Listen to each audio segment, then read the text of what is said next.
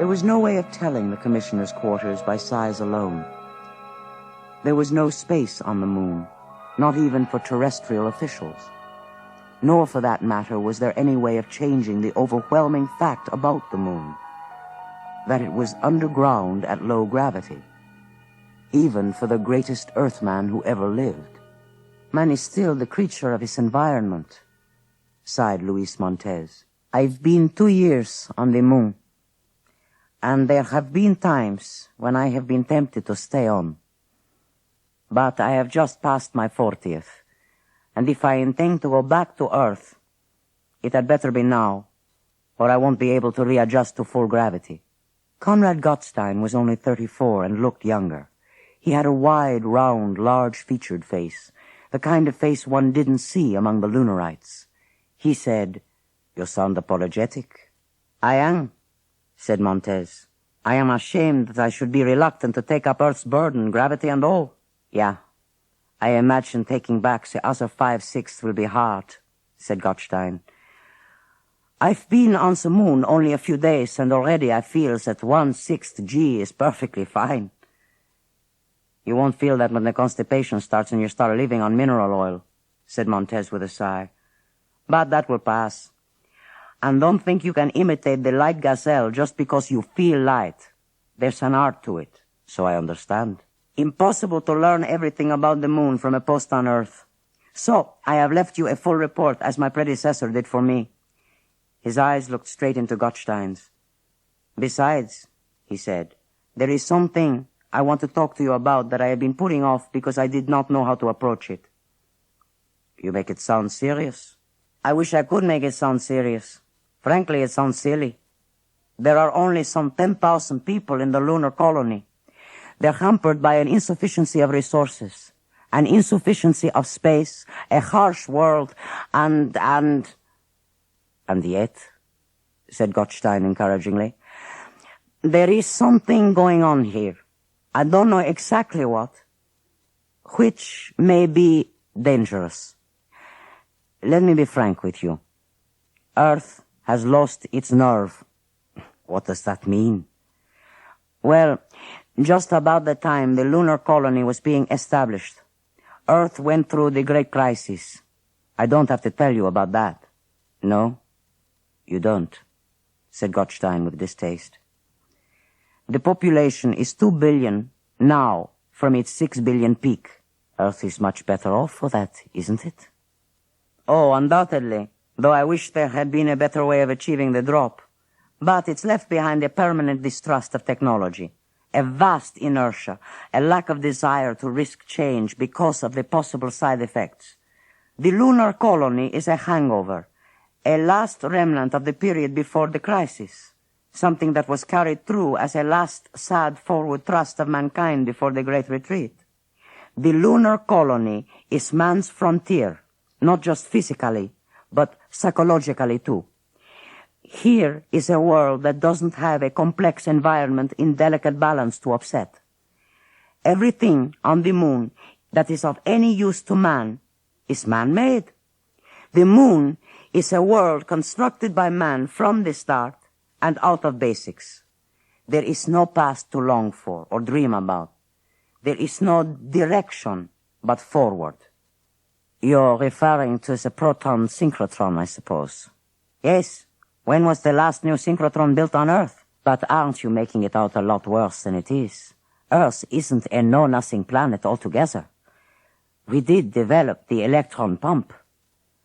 That's a purely terrestrial accomplishment. Have you ever met Frederick Hallam?" Gottstein smiled. "The father of the electron pump? I believe he has the phrase tattooed on his chest. For the unthinking multitude, the story will do. But the fact is, there is no father to the electron pump. The para-people, the people in the para-universe, whoever they are, invented it. Hallam was their accidental instrument. All of Earth is their accidental instrument. We were clever enough to take advantage of their initiative." "Yes, as cows are clever enough to eat the hay we provide for them. The pump is no sign that man is forward-looking. Quite the reverse. If the pump is a backward step, Then I say good for backwardness. I wouldn't want to do without it. But the point is it fits Earth's present mood perfectly. Infinite energy at virtually zero cost, except for maintenance, and with zero pollution besides. But there are no electron pumps on the moon. Gottstein said, there's no need for them. The solar batteries supply what the lunarites require. Infinite energy at virtually zero cost. But the solar batteries are entirely man-made. That is the point I am making. An electron pump was projected for the moon. Installation was attempted.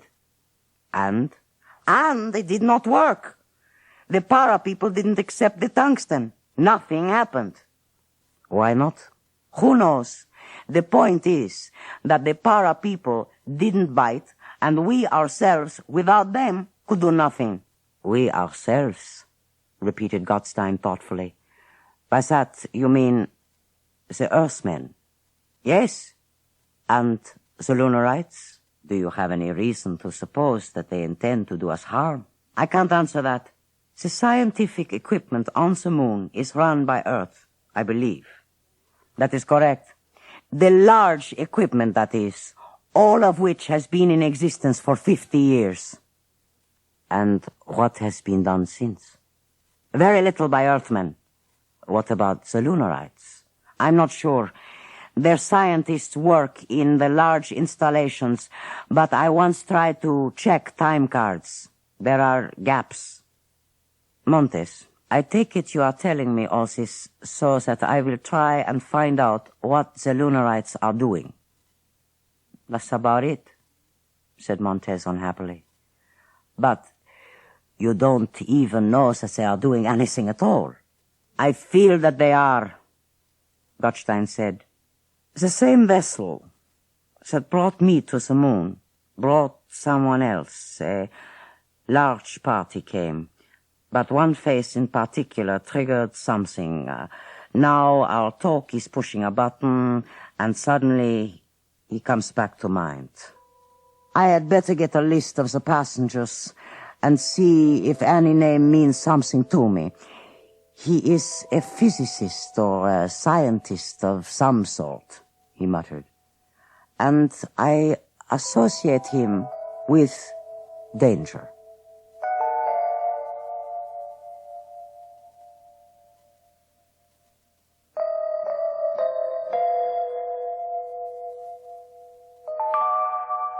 Hello, said Celine cheerfully. The Earthman turned around. Celine, am I right? Right. Are you enjoying yourself? The Earthman said gravely, very much. He looked about. Don't you have a crowd of tourists to take care of? It's my day off. What a shame, then, that you bump into a tourist on your day off. I didn't bump into you. I came looking for you. The Earthman looked at her with interest. Why should you look for me? Are you fond of Earthmen? No, she said with easy frankness. Well, then why do you come looking for me? Because there are other ways of being interested, and because Baron is interested. And who is Baron, your boyfriend? Celine laughed. Baron Neville.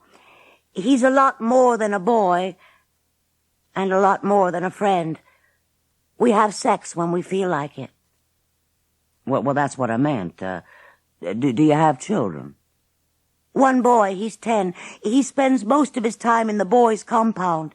To spare you the next question, he's not Baron's. I may have a child by Baron if I'm assigned another child. I'm pretty sure I will be. You're quite frank. About things I don't consider secret, of course. Now, what would you like to do?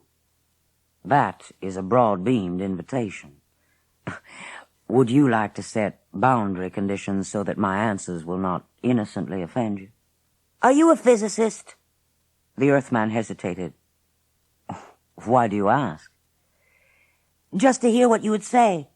I know you're a physicist. How? No one says set boundary conditions unless they are, especially if the first thing they want to see on the moon is the proton synchrotron. Is that why you've come looking for me? Because I seem to be a physicist? That's why Baron sent me looking for you, because he's a physicist. What would you like to do? And I'll set the boundary conditions. I mean, as far as sightseeing is concerned. The Earthman looked at her sharply. That's peculiar, Celine.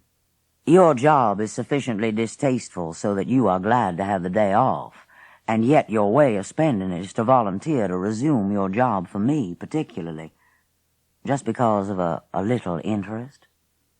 Baron's interest. He's busy now, and there's no harm in entertaining you until he's ready. But you and I can do as we please. What would you like to do? Well, that's an easy one to answer. I want to see the proton synchrotron. No, not that. Maybe Baron can arrange it after you see him. Well, if I can't see the synchrotron, I don't know what else there is to see. The Earthman looked up in sudden inquiry, but Celine's eyes weren't upon him. She said, That's someone from the commissioner's office, and he must be looking for you. Why? There's no reason, began the Earthman. Yet the messenger, who had the build of an Earthman himself, came directly toward him. Sir, he began, Commissioner Gottstein requests that you accompany me.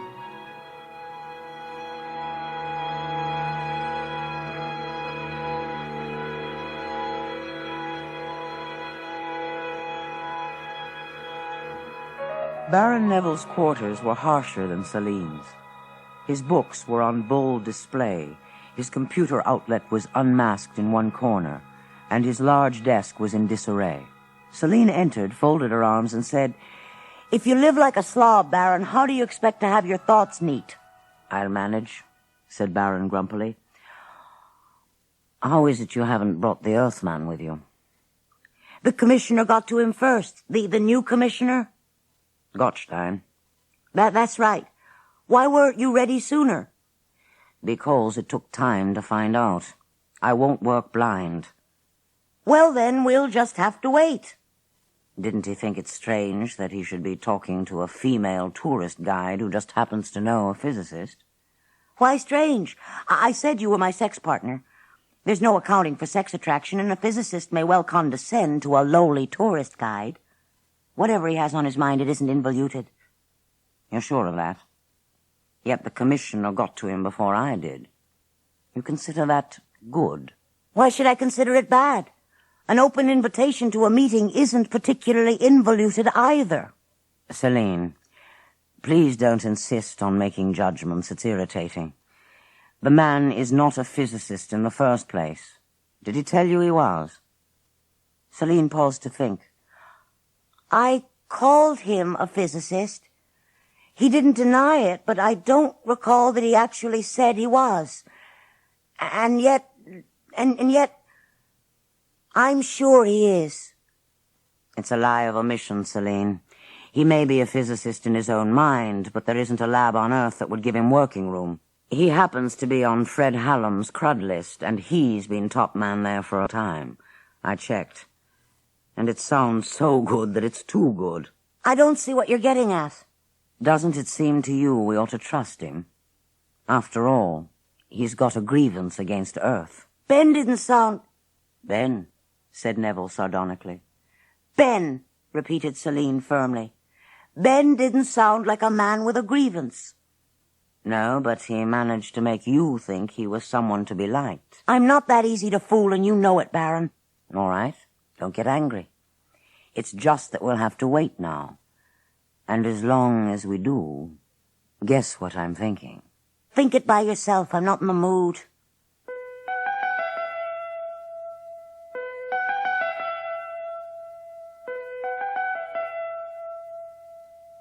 We met, briefly, said Gottstein, some years ago. The Earthman said quietly, I'm afraid I don't recall. There's no reason for you to remember. I was for a time on the staff of Senator Burt, who headed the Committee on Technology and the Environment. It was at a time when he was rather anxious to get the goods on Hallam, Frederick Hallam. The Earthman seemed quite suddenly to sit a little straighter. I wondered then how anyone could possibly object to the electron pump on scientific grounds. You impressed me sufficiently so that when I saw you on the ship, something stirred. And then it came back. I have not referred to the passenger list, but let me check my memory. Aren't you Dr. Benjamin Dennison? The Earthman sighed. Yes, but why does this come up now? The truth is, Commissioner, I don't want to drag up matters of the past. I am here on the moon and rather anxious to start again, from the start, if necessary. I have no objection to your new life, Dr. Dennison. I would not in any way interfere, but I would like to pry a little for reasons that do not directly involve you. I don't remember your objection to the electron pump. Could you tell me? Truly, it was nothing. It was a guess I made, a fear about the alteration in the intensity of the strong nuclear field. Please, some details come back. You were once a colleague of Hallam's. You were not a physicist. That's right. I was a radiochemist. So was he. Your early record was a very good one, right? There were objective criteria in my favor. I had no illusions about myself. I was a brilliant worker. Hallam, on the other hand, was not. Yet, afterwards, things did not go well with you. Did Hallam have something to do with that? I mean, with your leaving science? Commissioner, said Dennison, please, it really doesn't matter any longer. I was there when Hallam first discovered the tungsten conversion, and when the chain of events began that led to the electron pump. Exactly what would have happened if I had not been there, I can't say. Hallam and I might have both been dead of radiation poisoning a month later, or of a nuclear explosion 6 weeks later. But I was there. And partly because of me, Hallam is what he is now. And because of my part in it, I am what I am now. Would you say, then, that your objection to the electron pump was inspired by your anxiety to destroy Hallam? I found a flaw, but it was an honest one. I certainly didn't invent a flaw merely to puncture Hallam. No question of inventing, Doctor. At the time, I thought I had a valid point. However, I am not a physicist. Was a radiochemist. Hallam was a radiochemist too, but he is now the most famous physicist in the world. He is still a radiochemist, a quarter century out of date. Not so you. You worked hard to become a physicist. Dennison smoldered. You really investigated me. I told you. You impressed me. But now I'll pass on to something a little different. Do you know a physicist named Peter Lamont? I've met him. Would you say he knew what he was talking about? I would say yes. Carefully, the commissioner leaned back in his seat. In your opinion, is there merit in the theories advanced by yourself and by Dr. Lamont? You mean, is continued use of the electron pump going to blow up the sun, or maybe the entire arm of the galaxy? Yes, that is exactly what I mean. All I have is my own guess, which is just a guess. As for Lamont's theory, I have not studied it in detail. The mathematics may be beyond me. Besides, what's the difference? Lamont won't convince anyone. Hallam has ruined him as earlier he ruined me. It's a lot easier to refuse to accept Lamont's theory than to try to do something about it. But you're still concerned about it, aren't you? In the sense that I think we might indeed destroy ourselves, yes. So you've come to the moon now to do something that Hallam would prevent your doing on Earth. Is my guess correct? It may be. I haven't given up hope of returning to science. If anything I do were to lift the specter of doom from mankind, I would be pleased. What credit you earn you should receive. And it should be quite possible for me as commissioner to present the facts to the terrestrial community in such a way as to preserve for you what is yours. And in return, I want your help. Communications between the peoples of Earth and Moon are not perfect, but if you can do anything to break down that distrust, it will be as valuable to us as your scientific findings might be. Dennison said, You ask a hard thing. I understand. said Gottstein. I would leave it to you to decide when I might usefully be informed. But I have kept you late, and you probably want to sleep. Dennison left, and Gottstein looked after him, thoughtfully.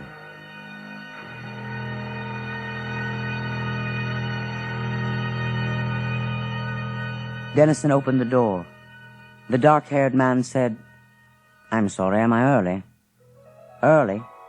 No, I'm late, I think. I called. We made an appointment. Yes, you're Dr. Neville. That's right. May I come in? He stepped in as he asked.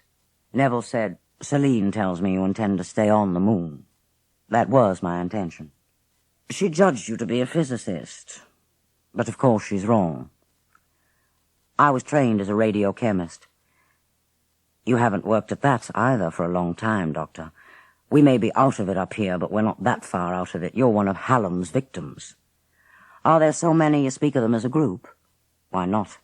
The whole moon is one of Hallam's victims. I don't understand.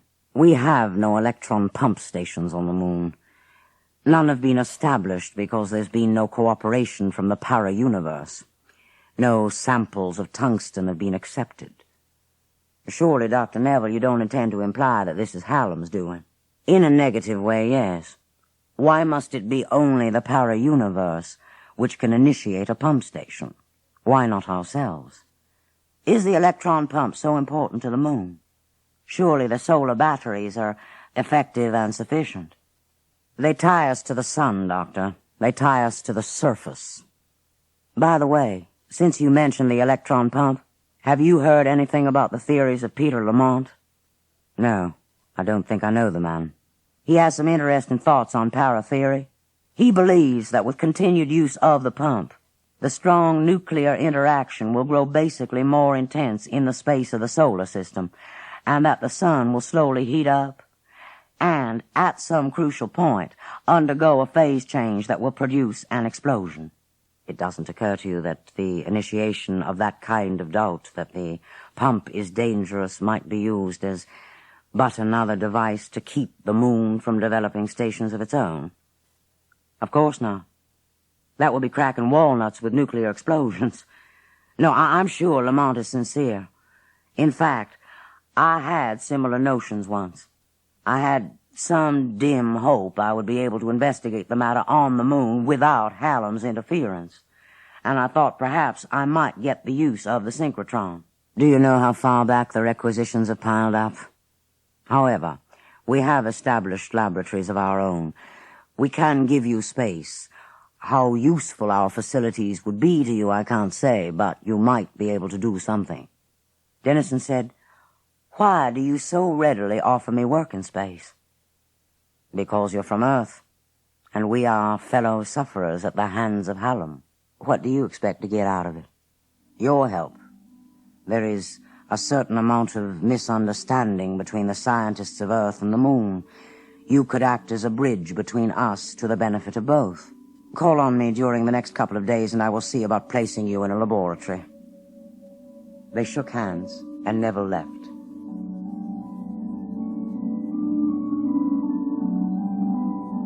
Neville chafed. No, I don't like him. Why not? Because he's an earthie? He thinks that the electron pump is going to explode the universe. Celine said, Well, what will you do with him? I'll give him a place to work. He'll make a perfect object to preoccupy the commissioner. He'll be misdirection, window dressing. And it may even be that through him, who knows, we may just possibly get a better idea of what goes on there on Earth. You'd better continue to be friendly with him, Celine. Celine laughed, and the sound was metallic in Dennison's earpiece. Her figure was lost in the spacesuit she wore. She said, Now come then, there's no reason to be afraid. You're an old hand by now. You've been here a month. Well, but wait. I'm not as brave out here as I am underground. What if I fall? What if you do? The gravity is weak by your standards. The slope is gentle. Your suit is strong. If you fall, just let yourself slide and roll. Dennison looked about doubtfully. Do you like it out here, Celine? On the surface? I'm not crazy about it, but it's part of my job to bring tourists out here, of course. How about Dr. Neville? You mean how he feels about the surface? Yes. Frankly, I don't think he's ever been up here. Why do you ask? Well, Dennison leaned back and kicked his legs up alternately, watching them rise and fall slowly with a certain lazy pleasure. What I mean is that Neville is so intent on developing a pump station on the moon when the solar batteries are so adequate for the job. There's not a single planetary body in the solar system that is more suitable for the use of batteries than the moon is. But the use does tie you to the surface. And if you don't like the surface... There was silence for a moment, and Dennison wondered if Celine was going to suggest a return to the caverns. Then Celine said, Ben, do you mind if I ask you about your work? Of course you can, Celine. I don't know how much I can explain to you, though. Well, you know that Baron and I, we talked together. He said you think the electron pump might make the universe explode. Our section of the universe. Baron doesn't think so. The easiest way to solve a problem is to deny it exists. Your friend, Dr. Neville, dislikes the surface, so he forces himself to believe that solar batteries are no good. Celine said, I don't think Baron would refuse to believe something for which valid evidence existed. Do you really have the evidence? I think I do, Celine. The whole thing depends on certain subtle factors of quark-quark interactions. Do you know what that means? You don't have to explain. Well, I thought I would need the lunar proton synchrotron for the purpose. It's 25 miles across, has superconducting magnets, and can dispose of energies of 20,000 BeV and more. It turns out, though, that you people have something you call a pionizer, which fits into a moderately sized room and does all the work of the synchrotron. The moon is to be congratulated on a most amazing advance. My pionizer results can show the rate of increase of intensity of strong nuclear interaction. And the increase is what Lamont says it is, and not what the orthodox theory would have it be. What's that? Lamont's solution is to force abandonment of the pump. But you can't just move backward. If you want the baby to let go of your watch, you don't just try to explain that he ought to do it. You offer him something he would rather have. And what's that?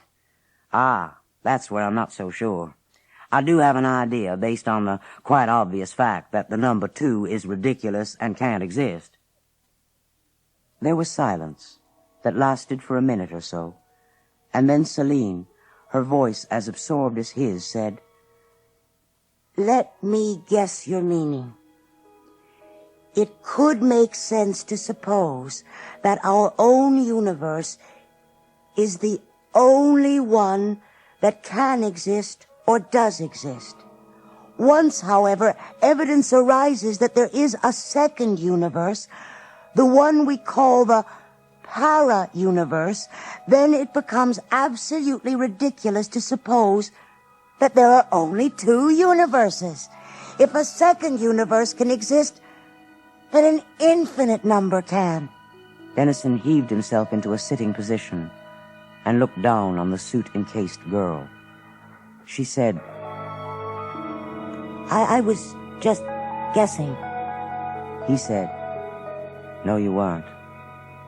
Whatever it wasn't just guessing.